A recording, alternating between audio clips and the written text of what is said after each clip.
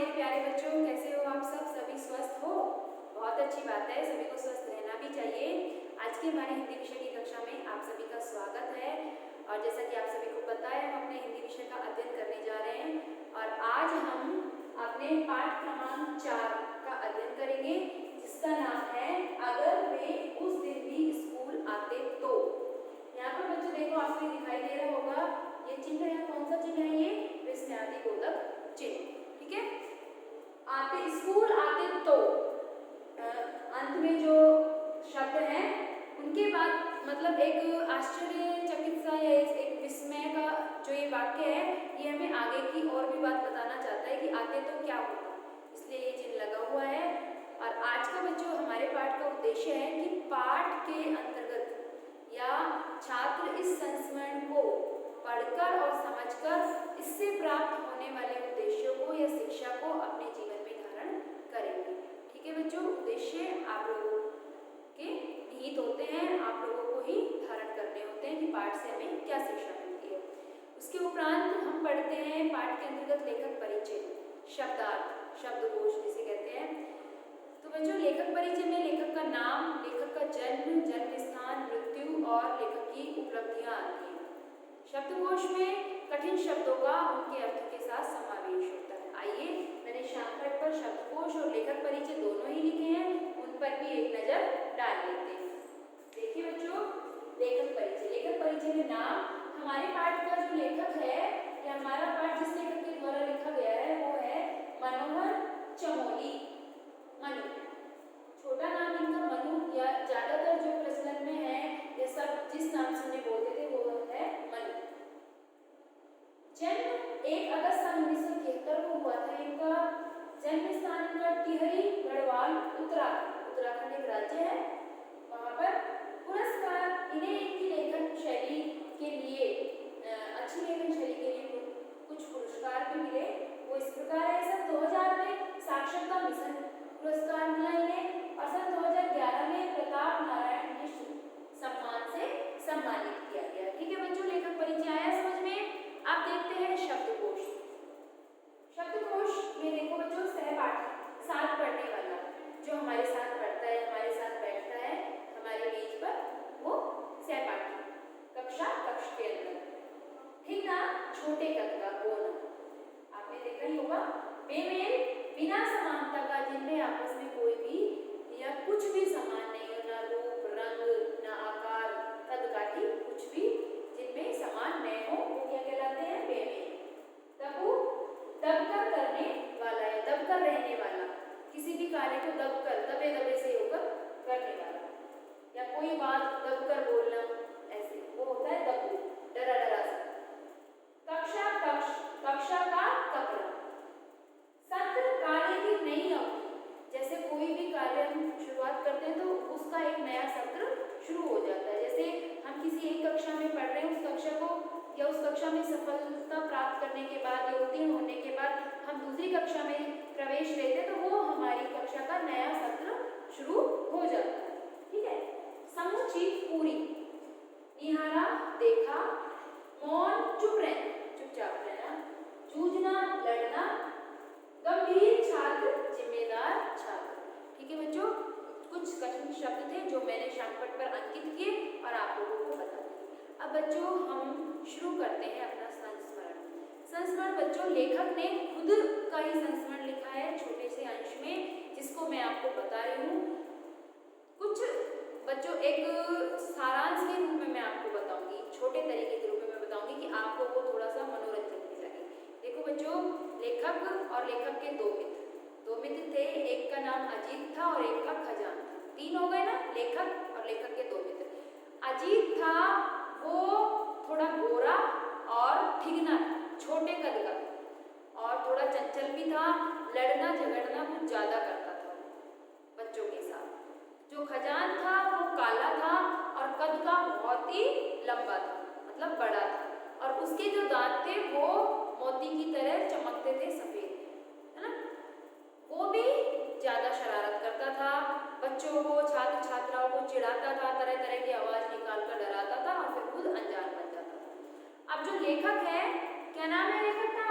मनोहर चमोली। वो कैसे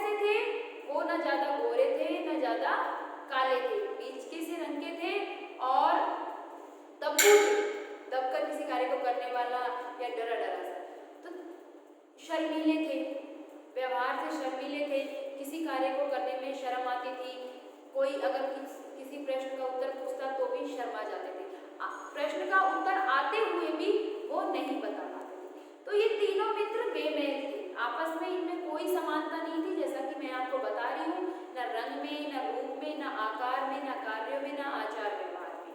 ठीक है, अब तीनों का क्या काम था, तीनों ने शुरुआती पढ़ाई एक साथ की, पहली कक्षा से लेकर 5वीं कक्षा तक तीनों एक साथ ही रहे, पास भी होते गए, पढ़ते भी रहे, विद्यालय में शरारतें भी उसी प्रकार करते रहे, उनकी शरारतों का कोई ठोर ठिकाना नहीं था, दिन प्रतिदिन बढ़ती ही रहती थी। एक भी दिन ऐसा नहीं था कि वो स्कूल या विद्यालय समय पर आए और समय पर अपनी कक्षा कक्ष में अपने अध्यापक से अपने पाठों को पढ़े, नहीं, एक भी दिन ऐसा नहीं था। तीनों घर से तो निकल आते और उनके घर से जो विद्यालय था वो काफी दूर था, निकलते सबसे पहले, सुबह जल्दी निकलते, लेकिन विद्यालय पहुंचते सबसे बाद में।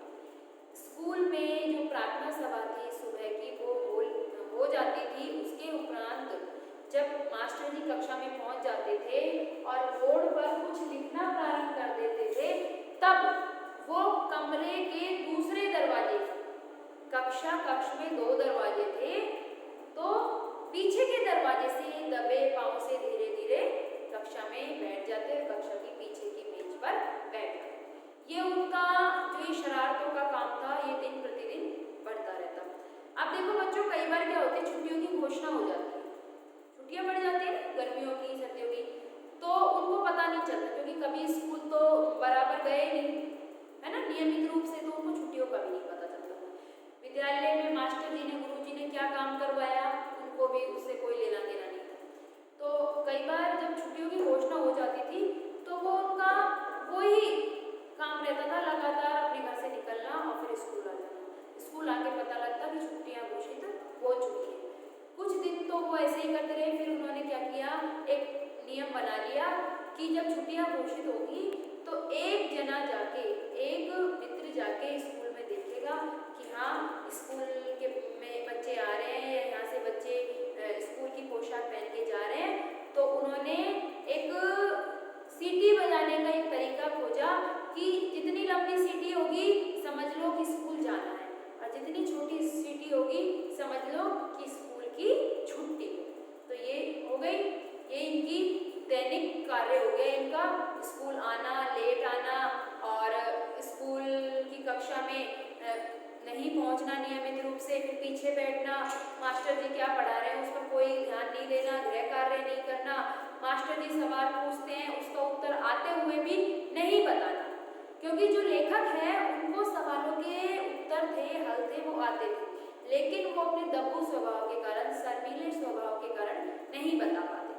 तो यही चलता है। एक दिन क्या होता है, जो लेखक है वो हाफते हाफते क्या करते हैं, स्कूल पहुंचते हैं, जल्दी जल्दी तैयार होते हैं, अकेले स्कूल पहुंचते हैं और फिर देखते हैं जैसे ही पीछे के दरवाजे से कक्षा के अंदर प्रवेश करते हैं ना, तो देखते हैं कि पीछे की बेंच पर ना तो अजीत है और ना ही खजान है, उनका कोई भी मित्र नहीं है दोनों में से। तो लेकर सोचते हैं कि वो आज नहीं आए होंगे, तो मैं भी वापस चलता हूँ। जैसे ही वो पीछे मुड़ते हैं, मतलब बाहर जाने के लिए कक्षा से, तो अध्यापक उस दिन कक्षा में अध्यापक के साथ प्रधानाचार्य भी या प्रधानाध्यापक भी मौजूद थे। तो प्रधानाध्यापक की नजर लेखक पर पड़ती है और वो कहते हैं, अरे लड़के कहाँ जा रहे हो? तो लेखक सोचता है अगर मैं यहाँ से भागा तो मास्टर जी या प्रधानाध्यापक जी दोनों मुझे कठोर दंड देंगे। तो वो क्या करते हैं, जल्दी से आके अपनी मेज पर बैठ जाते हैं। फिर शुरू होता है उनका दिन, कक्षा कक्ष में उनका जो पढ़ाई का या पूरे दिन की जो क्रिया होती है वो शुरू होती है, गतिविधियाँ। तो बच्चों अब क्या होता है, मास्टर जी जब पढ़ा रहे होते हैं तो वो एक कहानी पढ़ाते हैं। उस दिन जो मास्टर जी प्रकरण को पढ़ाते हैं वो होता है खरगोश और कछुए की कहानी। मास्टर जी शुरू करते हैं, श्यामपट्ट पर पाठ का नाम लिखते हैं खरगोश और कछुआ।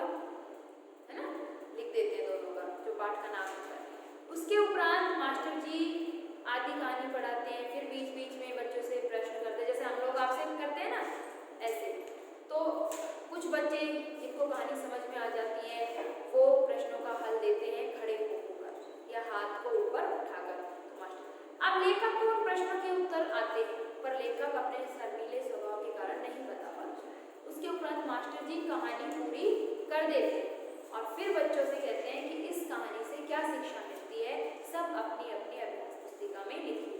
तो मास्टर जी चले जाते हैं। इसके उपरांत लेखक के आगे जिस मेज पर जो विद्यार्थी बैठा होता है वो लेखक से कहता है आप यहाँ आ जाओ, मेरे पास बैठ जाओ। तो वो लेखक उसके पास जाके बैठ जाता है। विद्यार्थी सुंदर सुंदर शब्दों में उस कहानी की शिक्षा लेते हैं। तो लेखक कहते हैं अरे ये तो मुझे आता है और इस लड़के ने ऐसा का जैसा मुझे आता है वैसा का वैसा अपनी कॉपी में लिखा है। ठीक है बच्चों, धीरे धीरे फिर आता है, जैसे बीच में खाना खाने का, भोजन करने का समय आता है तो बच्चे सभी क्लास में बैठ के, जैसे हमारा लंच टाइम होता है ऐसा उनका भी होता था, तो सारे बच्चे एक साथ बैठकर भोजन कर रहे होते हैं। अब लेखक है वो अकेला खड़ा रहता है कि उसके दोस्त तो आए नहीं थे।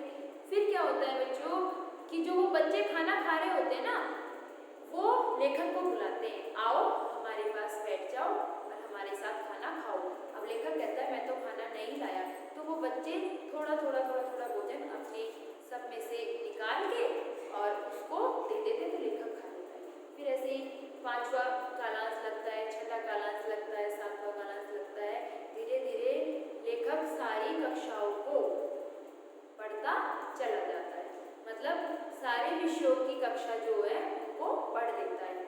आज लेखक का पहला ऐसा दिन था जो वो पूरे समय विद्यालय में रुका और सभी विषयों की उसने बराबर पढ़ाई की। तो आज लेखक को ऐसा अनुभव हुआ कि मैंने कितनी बड़ी गलती कर दी, विद्यालय लगातार नियमित रूप से नहीं आकर। देखो कितना अच्छा सीखने को मिला। सभी अध्यापकों की लेखक ने बहुत ध्यान से बातें सुनी। सभी अध्यापकों ने जो काम कराया वो लेखक ने अपनी कॉपी में किया, फिर उनको घर जाके दोहराया। फिर देखा कि पिछला जो नहीं पढ़ा था या जो काम आधा अधूरा था वो क्यों नहीं किया। इस पर लेखक को खुद पर पश्चाताप या क्रोध आ रहा था कि मैंने ऐसा क्यों नहीं किया। अब देखो बच्चों, उसके बाद लेखक का जो जीवन था वो सुधर गया। विद्यार्थी जीवन था ना वो सुधर गया। लेखक को पता चल गया कि हमारे जीवन में शिक्षा और पढ़ाई कितनी महत्वपूर्ण, पता चल गई ना। पहले वो उद्यम करते थे, शरारतें करते थे, अपने दोस्तों के साथ स्कूल या विद्यालय नियमित रूप से कभी नहीं आते थे, बाग बगीचों में घूमते थे, स्कूल से भाग जाते थे, पक्षियों के साथ जानवरों के साथ खेलते थे, उनके घोंसलों से खेलते थे, ऐसा काम करते थे।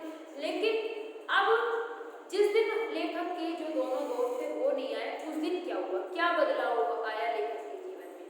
तो बच्चों लेखक के जीवन में यही बदलाव आया। लेखक नियमित रूप से अपना अध्ययन करने लग गया, पढ़ाई करने लग गया और एक दिन ऐसा आया कि लेखक अध्यापक बन गया। पढ़कर अपनी सीढ़ी दर सीढ़ी कक्षाओं में सफलता प्राप्त करके वो अध्यापक बन गए। तो बच्चों लेखक बता रहे हैं कि आज भी मैं ये कोशिश करता हूँ कि कोई भी बच्चा शिक्षा से वंचित नहीं रहे। सभी बच्चों को मैं बराबर शिक्षा दूं, सभी पर बराबर ध्यान रखूं अपनी कक्षा में, पीछे की बेंच के बच्चों पर भी ध्यान रखूं और बच्चों को ये बताऊं कि आज जो पीछे की बेंच पर बैठा है वो कल आगे की बेंच पर बैठ सकता है। ये तो बदलाव होते रहते हैं आगे पीछे का। आज जो आगे है वो कल पीछे भी जा सकता है और आज जो पीछे है वो कल आगे भी आ सकता है।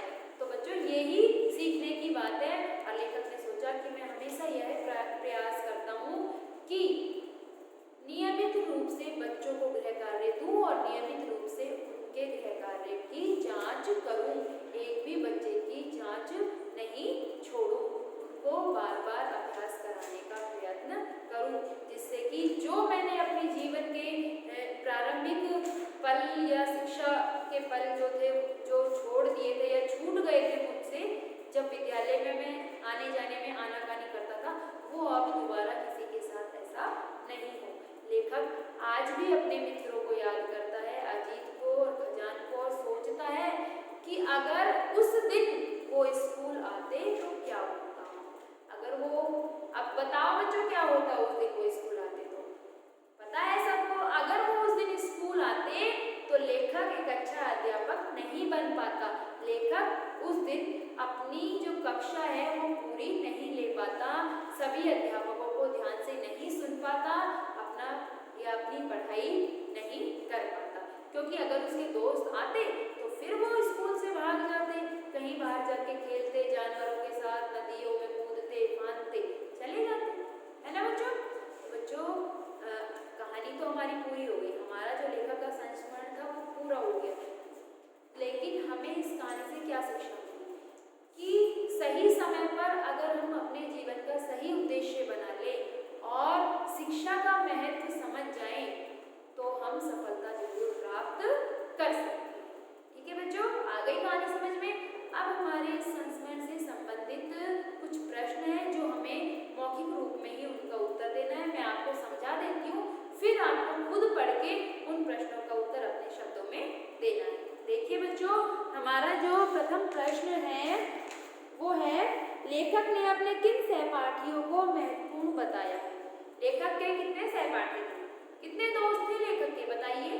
2 दोस्त थे, कौन कौन, अजीत और खजान। तो लेखक ने अजीत और खजान को ही महत्वपूर्ण बताया है। उसके बाद है, लेखक क्या काम करते हैं। भाई बाद में तो लेखक अध्यापक बन गए और संस्मरण, कहानियां या लेखन प्रक्रिया को सुचारू रूप से कर रहे हैं, लेकिन शुरुआत में वो क्या करते थे, वो विद्यालय नियमित रूप से नहीं जाते थे, इधर उधर की बातों में, अनर्गल बातों में अपना समय जो है व्यर्थ गंवाते थे। लेकिन समय आने पर उन्होंने शिक्षा का महत्व, पढ़ाई का महत्व समझा और अच्छी तरह पढ़ाई करके, अध्ययन करके, सफलता प्राप्त करके वो एक अध्यापक बन गए। ठीक है बच्चों, आगे देखिए, कक्षा में अध्यापक कौन सी कहानी सुना रहे थे, ये भी आपको पता चल गया होगा। कौन सी कहानी सुना रहे थे, कक्षा में अध्यापक कछुए और खरगोश की कहानी सुना रहे थे। तीनों दोस्तों को पीरियड खत्म होने का पता कैसे चलता था। तीनों दोस्तों को पीरियड खत्म होने का पता जब चलता था, जब एक मास्टर जी कक्षा से बाहर चले जाते थे और दूसरे मास्टर जी कक्षा के अंदर आ जाते थे। वो उस घंटे को भी नहीं सुनते थे क्योंकि वो अनर्गल बातों में ध्यान देते थे। ठीक है बच्चों, तो बच्चों आशा करती हूँ कि आज का जो पाठ है और इसके जो मौखिक प्रश्न है वो आपको समझ में आए होंगे और